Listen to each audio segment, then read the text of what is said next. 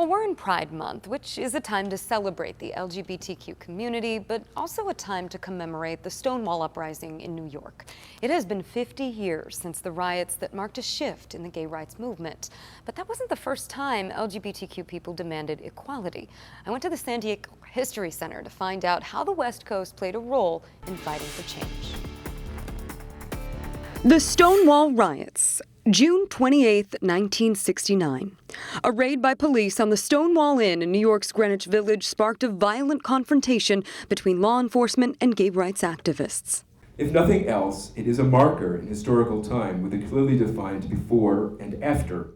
The uprising was the subject of a packed discussion at San Diego's History Center. The riots were not the first time that gay people fought back. Which is also home to LGBTQ San Diego, Stories and Struggles, an exhibit curated by Dr. Lillian Fodderman. I think that the progress that the community has made is terrific.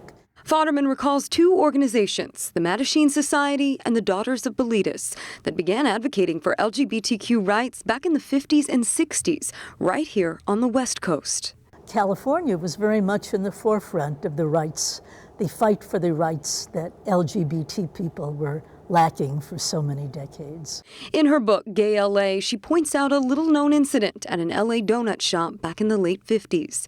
Customers who felt they were targeted by police because of their appearance or sexual preference began throwing things at the cops, prompting an hours-long standoff. We could always count on a raid happening sooner or later. People were arrested, they were entrapped. And on display inside the exhibit, notable San Diego figures who played a pivotal role in the fight to gain rights for the LGBTQ community. A man by the name of Frank Bottino, and he had to fight against that discrimination in the FBI, and he was successful in that fight. And San Diego police officer John Graham. The officers have to come forward and make a statement and say, here we are. Unfortunately, he received support from the chief of police, who a couple of years later even marched in the gay pride parades. Despite the progress made, Fodderman is quick to point out there's still plenty to be done. And exhibits like this help educate younger generations about what others went through.